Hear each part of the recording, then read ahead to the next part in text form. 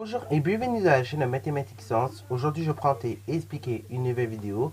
Cette vidéo donc en physique-chimie sur le thème numéro 4, destiné pour observer et pour communiquer. Une vidéo dans laquelle tout simplement ici nous en parler cette fois-ci des signaux sonores, ok. Autrement dit du son. Alors déjà, un signal sonore, par définition, c'est quoi? Un signal sonore, ça correspond donc à un phénomène de vibration, ok. Un phénomène de vibration, notamment donc de vibration mécanique, ok. Donc ça va être le cas par exemple quand vous allez faire bouger un téléphone, vous voyez. Ce phénomène de vibration, c'est ce qu'on appelle le son. Quand tu vas faire bouger tes cordes vocales de sorte à parler, pareil, c'est une vibration mécanique. Quand je vais lâcher mon crayon, c'est une vibration mécanique, ok. Donc ceci, autrement dit, on appelle ça le son. Et tout plein d'autres phénomènes comme ça, bien évidemment. Donc le son correspond à une vibration mécanique. Le son, il va se propager donc dans différents milieux, notamment donc il va pouvoir se propager dans l'air, le milieu matériel. Il va pouvoir se propager notamment dans les océans, dans les eaux, tout ça, dans l'acier, dans certains matériaux, mais il ne se propagera pas dans le vide, ok. Et dans les milieux où peut se propager le son, il va se propager à des vitesses assez variables, ok. Mais on va juste retenir la vitesse dans l'air, donc dans le milieu matériel, qui est de 340 mètres par seconde, ok. Donc juste là. Donc, 340 mètres par seconde, c'est la vitesse du son dans l'air. Mais il peut également se propager donc dans l'eau. Donc, quand il se propage dans l'eau, c'est 1480 mètres par seconde.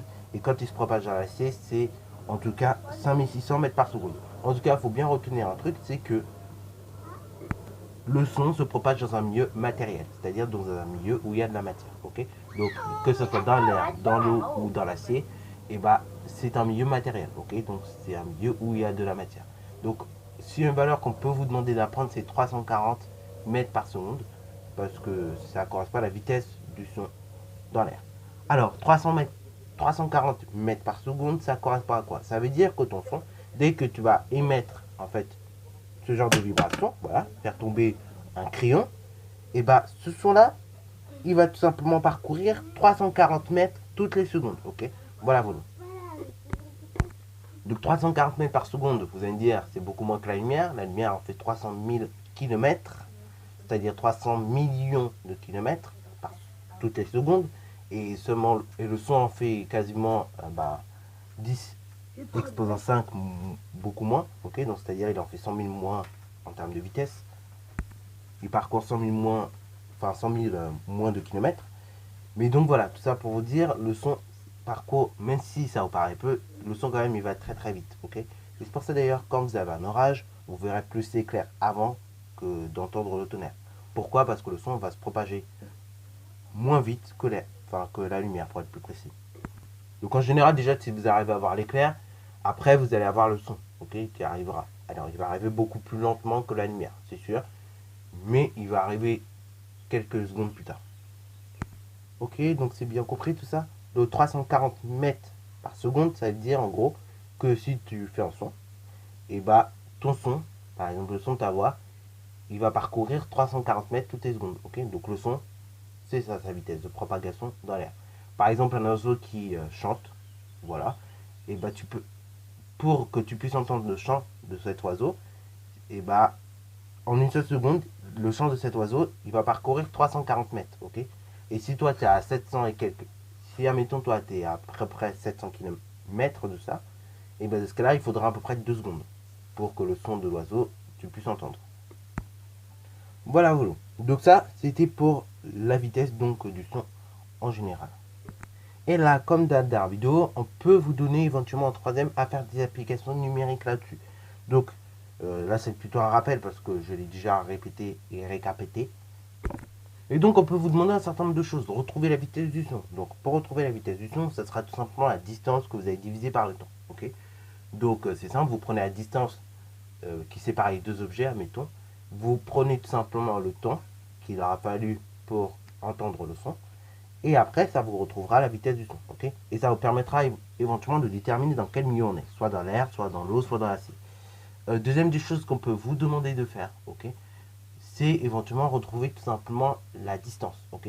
Pour retrouver la distance entre deux objets, il va falloir tout simplement prendre en compte la vitesse du son. Donc il faudra bien préciser à quel milieu on est. Et il faudra bien également prendre en compte le temps.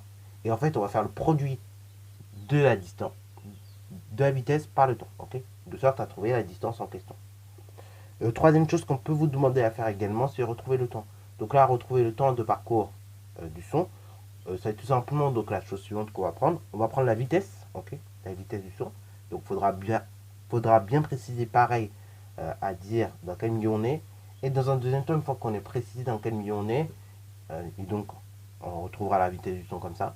Dans un deuxième temps, une fois qu'on a précisé le milieu dans lequel on est, et ben il faudra tout simplement préciser la distance, ok? La distance qui sépare les deux objets. Et donc la chose suivante qu'il faudra faire, c'est tout simplement pour trouver le temps, diviser la distance par la vitesse, ok? Par la vitesse du son. Et donc ça nous donnera tout simplement le temps de parcours du son entre deux objets. Voilà, voilà. Donc ça c'est tout pour les vitesses, ok, les petites applications qu'on peut vous demander à faire. Une dernière chose aussi que on entend beaucoup parler à la télé, notamment quand il y a des parachutistes qui sautent un peu partout, ok, des choses comme ça, c'est parfois on entend l'expression dépasser le mur du son. En fait, dépasser le mur du son, faut pas croire que le son a un mur. C'est dépasser le mur du son, ça veut dire quoi? Ça veut dire dépasser la vitesse du son, ok? C'est-à-dire le son, lui, il va à 340 mètres par seconde, genre toutes les secondes, ton son il parcourt 340 mètres. Donc par exemple, un oiseau qui chante à 340 mètres de toi, il faut une seconde pour que tu puisses entendre, ok? Donc depuis qu'il aura ouvert sa bouche et toi, depuis que tu pourras entendre le son, il faudra une seconde. Et donc, si tu dépasses en fait le mur du son, si tu franchis le mur du son, et ben ça veut dire que tu vas beaucoup plus que le son. C'est-à-dire toi, en une seule seconde, tu parcours beaucoup plus que 340 mètres par seconde, ok? Alors d'ailleurs, 340 mètres par seconde, pour ceux qui voudraient l'avoir en km/h, il suffit tout simplement donc de faire 340 multiplié par 3,6 et donc vous l'aurez en km/h. Ça équivaut donc à 1224 km/h et ça c'est la vitesse du son, ok? La vitesse de la lumière, c'est pareil, si vous voulez l'avoir en km/h, il suffit donc de multiplier vos 300 000 km par seconde par 60 et du coup vous aurez la vitesse de la lumière en km/h, ok? Voilà, voilà. Donc, c'est tout pour cette vidéo. J'espère qu'elle vous aura plu. N'hésitez d'ailleurs pas à la liker, commenter et bonne reste à toi en mathématiques.